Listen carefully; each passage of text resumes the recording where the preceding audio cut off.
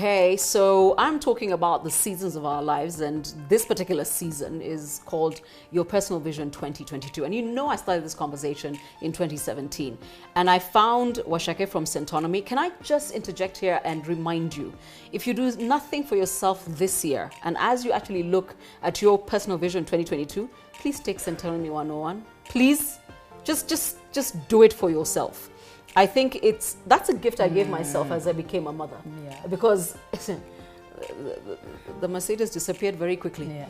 But we've got to talk about that. Yeah. That phase of my life, 35 to 40. Yeah. I became a mother. I realized I could drive anything but German, and I was just fine. And I don't know about you, but for me, 35 to 40 was... I had rhythm. I've always danced to the beat of my own drum, always. But I found that between 35 and 40, my beat had rhythm. I had a rhythm, and I stayed with it. And all I did was I worked it. I worked it. I worked it. Yeah. I think this is a phase. If you were to spend, let me start off, if you were to spend on anything in this phase of your life, it's education. And I don't mean formal education. It's education, understanding who am I? What do I want? What are my plans? Personal education. Yeah. How does my money work? How is it going to grow? That's where you should spend money on. Exactly. Yeah. And this is a phase that you've got to, I think when I hit 35, I started thinking, I can feel my energy is not what it was at 25. I can feel. Then I can see 40 is coming. So we're talking about 5-year plans. 40, Yes. if you're this phase, 40 is coming. Yes. Yeah. The day I cannot stand up to go to work, what is going to sustain me? I have young kids that need school fees. Yes. What is going to sustain? So even when you think about your investments, not just about plots, not just about an apartment, you're now starting to think, I am working towards getting 100,000 shillings of income that is coming in irrespective of when I work. And that's what really we call retirement planning. Yes. Yeah. So, but it's also the phase where you start understanding you're not in competition with anybody. Because as Caroline said, you've got your rhythm, you've gone through ups and downs to know what are my strengths, what are my weaknesses. Yes. Now it's about leveraging on these are the talents I have, these are the gifts I have, this is what I know how to do, and then start doing it and doing it well. Yeah. But also I realized if you do the work that you're supposed to do Yeah. between 30 Yeah. and 35, Yeah. not only are you more deliberate than ever before, but Yeah. the noise disappears. Yes.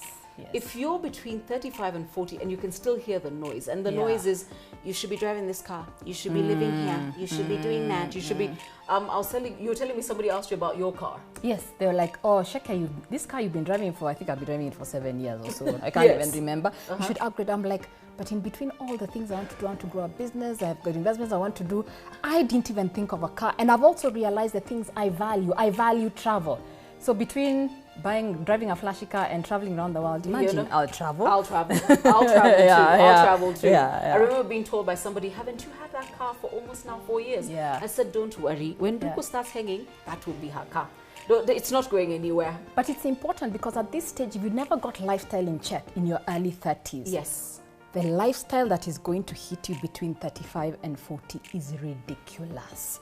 I've talked to people who are, now their old home is no longer good enough. They want a new home or they want a home near the coast. So if the lifestyle didn't hit you then, it's going to hit you now. A lot of people make the mistake. The people who run to buy houses between 35 and 40 go to those expensive neighborhoods of where they're paying 80 million shillings today.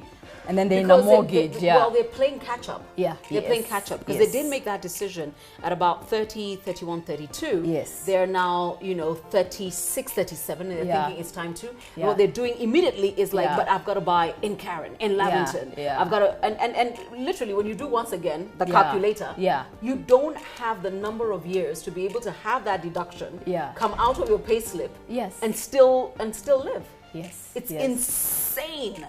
So you've got to do the work between 30 to 35 to be able to really enjoy 35 to 40. 35 to 40 for me was also very clear about, you said you self-education. Yeah. 35 to 40 is when I went back to school. I went back to school back to back for almost 2.5 years.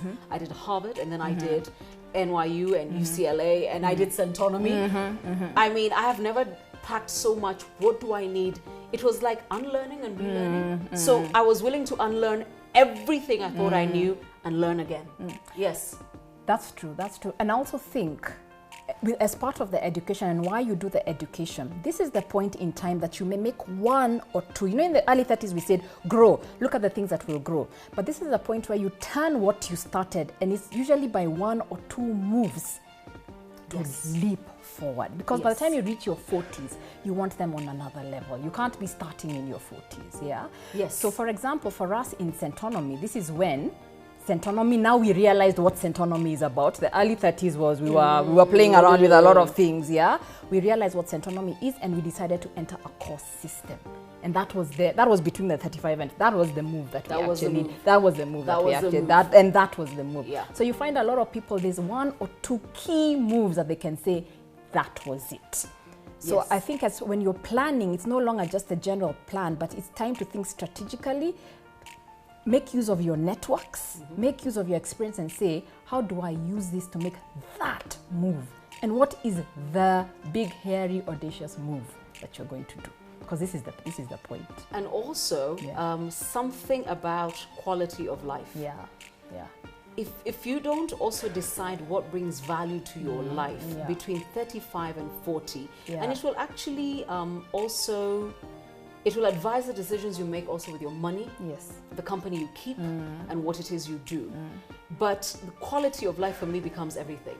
And I remember when, I mean, you know where I live, you know, and I tell everybody, hey, I'm in Shags. But it is because I remember telling some of my friends and colleagues the first time I bought my home, and they're like, why are you out here in the sticks? Yeah. You know, out here in the sticks 7 years ago does not look like the sticks anymore. Yeah. Let me just put it this way. I can't buy my own home today. I can't. I cannot. Without having robbed a bank, I cannot buy my own home today. But I'm glad I made that decision. Yeah. When everybody was like, Lavington, Kilimani, and there's nothing wrong with those places, but I was like, but I don't steal money, and I can't harvest it off a tree. So I knew where I was going to get a home for 18 million. And it was out in the sticks. Today, I can't buy my home, and actually nor can you. But you've got to also start thinking about quality of life. Absolutely. I love the fact that my only hindrance when I'm going home is cows and goats. I have to slow down for cows and goats. One or two borders, but otherwise, cows and goats. Yeah. Yes. But I love the quality of life I have out in the sticks. And by the way, I better enjoy it while I can. While you can. Because the sticks is quickly becoming very modern. Yeah. Very. and I think it's also, back to that quality of life, it's also use of time. I think I became very purposeful about time. Because you realize, even though you've reached 35 and you have nothing, what's going to move you is how deliberate you are with time. Actually, their Centonomy 101 class number 2. Yeah. Time value of money. That thing changes how you spend your time. And a lot of people heard me say this, and I will say it again to the camera. If it doesn't make me happy, if it doesn't make me better, and it doesn't make me money, I don't make time for it. And I keep telling people, please ask yourself who you are in those 3 spaces. Don't get all caught up in drama. If it doesn't make me better, if it doesn't make me happy, and it doesn't make me money, I don't make time for it. I think what I learned about time in this phase of my life was multiplication of time. You learn that to create wealth, and you look at everyone who's created wealth, they've multiplied time. We all have 24 hours a day. So clearly those who are wealthy are using time differently. So how does the value of your 1 hour become worth 10 hours? And it's really put money, put resources behind your ideas. Have the right conversations. You cannot afford in this phase of your life to be sitting with a victim crowd, or what I call the poverty support group.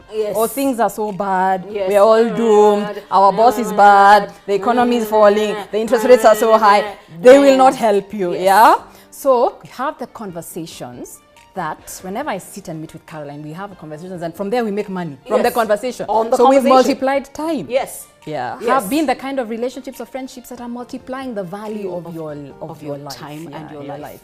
So one day we might come back and do the 40 to 45. But let me just put it this way. You're so clear by the time you hit 40. And we didn't talk about this. But we both know where we did our 40 celebrations. Vegas. Yes. And we did it big time. And sorry, we didn't put it on Instagram. We're not those people. It's not necessary. Okay? Subscribe and come back. Okay? Thank you.